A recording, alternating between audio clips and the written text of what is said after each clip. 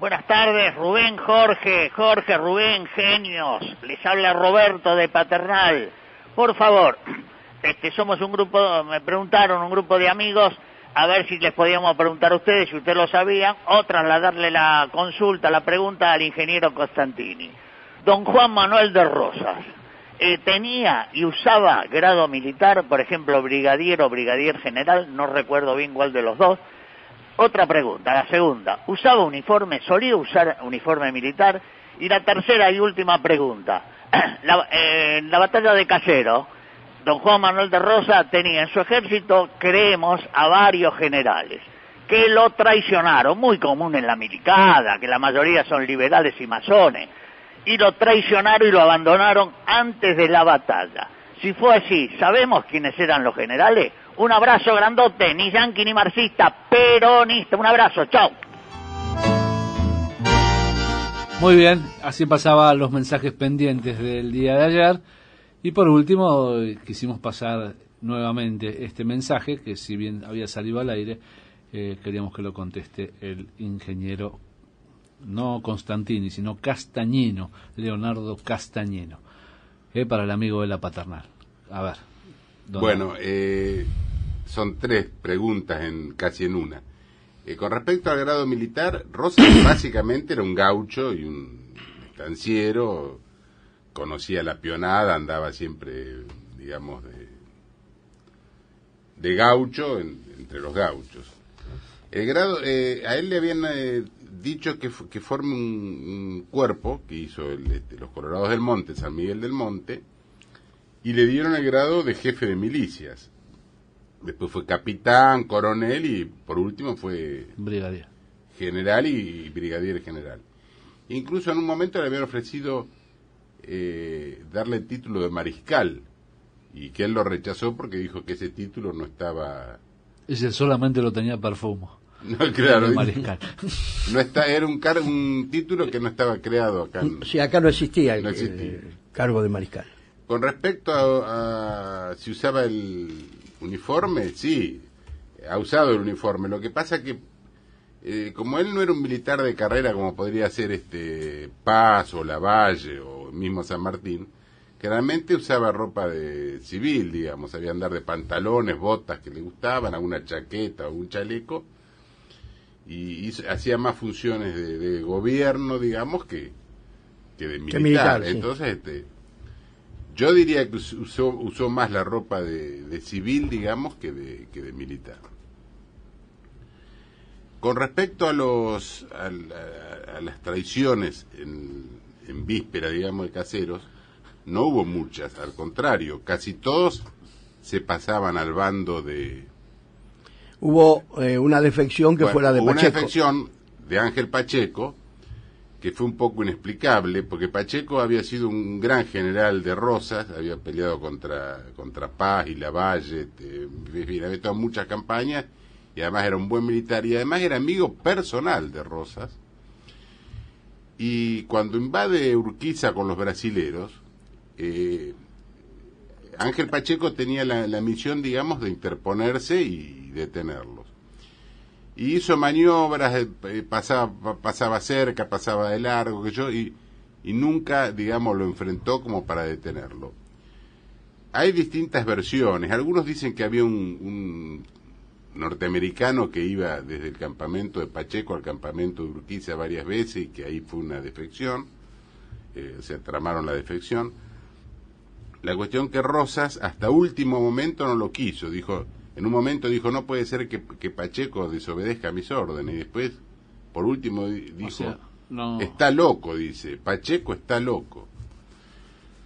A excepción de él, prácticamente no hubo. Inclusive hubo deserción por parte del ejército de Urquiza, gente que... Porque si hay un traidor acá es Urquiza, sí. Que era el comandante de las tropas, claro, en operaciones con la guerra de Brasil, porque hay que aclarar a la gente que la batalla de Caseros es consecuencia de la declaración de guerra de Brasil y Argentina. Claro, tanto es así que Rosa... no la Argentina, la Confederación, que en ese momento el que la representaba era Rosa. En la batalla de Caseros, para romper el fuego, le dice a Chilaver, tírele a los brasileros, que es el verdadero enemigo, se lo dice. Con respecto a los pasados, por ejemplo, el día anterior a la batalla se pasaron 400.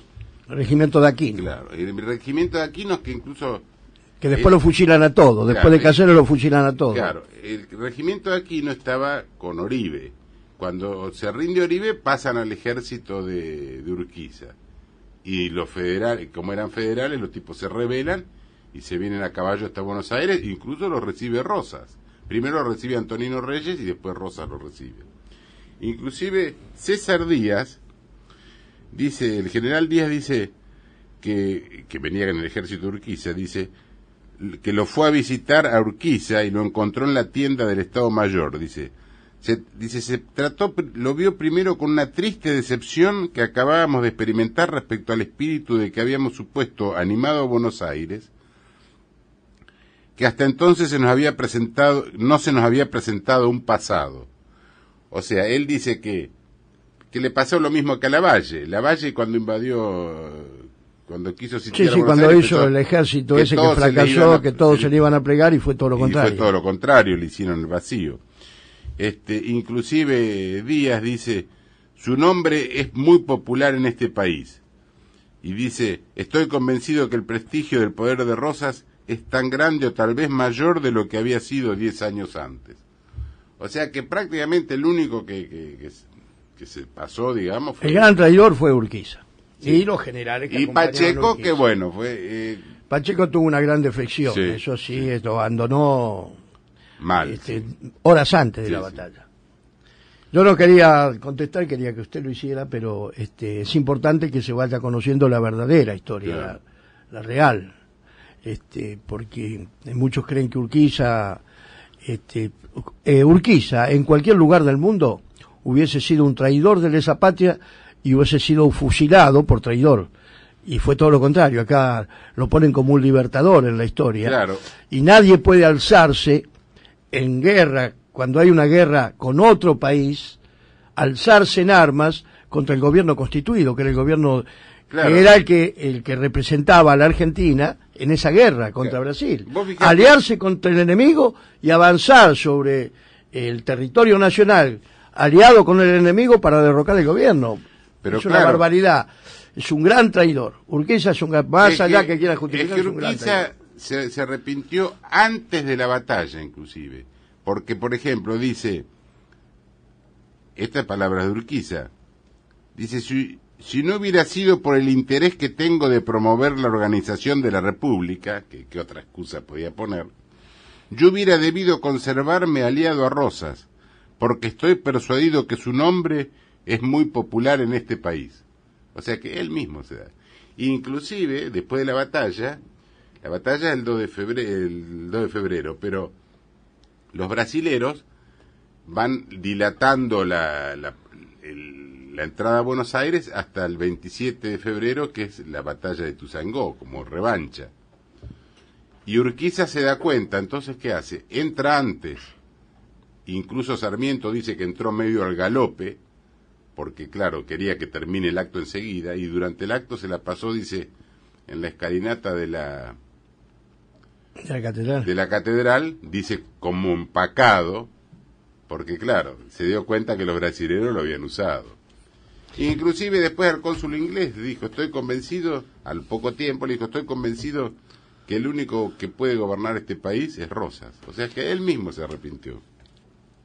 No obstante eso, hay un libro muy interesante que son las cartas que a través de Josefina Gómez recibía Rosas y se carteaba a Rosas con Urquiza, inclusive le propone volver a la... El libro ese, hay un libro interesante que es de José Raed, que están todas las cartas de Rosas Josefa Rosa y...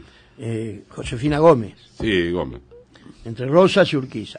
Bueno, pero también hay algo que tenemos que también reseñar, que es la muerte de Chilavert, donde él lo acusa a Urquiza de traidor, a Chilavert.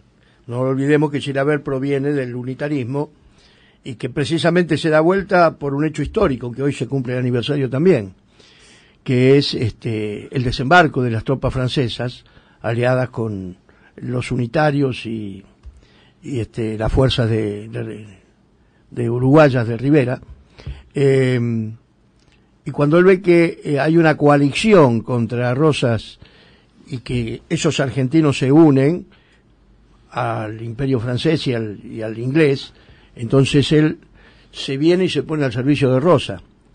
Y claro, cuando cae en Caseros, Rosa lo llevan ante Urquiza, y Urquiza lo trata mal, lo trata de traidor, y le contesta como en forma destemplada y le dice: no, si vamos a hablar de traidor, acá el único traidor que hay es usted. Claro. Entonces después ordena el Él fusilamiento. lo hace fusilar por la espalda. Incluso, por la espalda. Chilaver, yo iba a hablar de Chilaver el 16, porque el 16 es el nacimiento de Chilaver, el 16. Pero bueno, ya que sacaste el tema. No, pero Chilaver, lo toqué como un era elemento para demostrar la hipocresía, claro, de Urquiza. Sí. Chilaver era unitario. Estuvo al mando de Iriarte en la guerra con Brasil, de Alvear, etcétera. Cuando se produce Vuelta Obligado, Chilaver era amigo de Alberdi. Y él mismo le escribe, le dice: no puede ser, ¿cómo vamos a ir en contra de la patria? Y entonces ahí se pasa al bando federal. Y a raíz de eso, porque era muy buen artillero, había estudiado matemática, era ingeniero, Rosas lo pone al frente de la artillería de Caseros. Muy bien. Un grande Chilaver. Un grande. Y olvidado porque se dio vuelta, porque se pasó al bando federal. Sí. Bueno, hubo muchos grandes que son ignorados precisamente por haber sido aliados de Rosa y de la Confederación. Cuando decimos un grande Chilaver, estamos haando de Martiniano Chilaver. Martiniano Chilaver, sí, señor. Sí, no de... Porque había un paraguayo Chilaver también, claro, que Luis, hizo historia también acá, sí, atajando y haciendo goles de penales. Y hablando también, Hablando también hizo historia. Era Bocón también. Sí, también ha hecho historia. Tú no has ganado nada. Mirá, acá tengo, si querés, después de Caseros, que vos nombraste el batallón de Aquino, el general César Díaz cuenta esto, lo leo. Relata en sus memorias, ¿no? César Díaz. Un bando del general en jefe había condenado a muerte al regimiento del coronel Aquino, y todos los individuos de este cuerpo que cayeron prisioneros fueron pasados por las armas. Se ejecutaban todos los días de a 10, de a 20 y más hombres juntos. O sea, Rosas decía que era un tirano, había fusilado gente. Mira, el otro día lo que hacía Urquiza. Los cuerpos de las víctimas quedaban insepultos. Esto lo cuenta un mismo unitario, o sea, que el mismo de Urquiza, ¿no?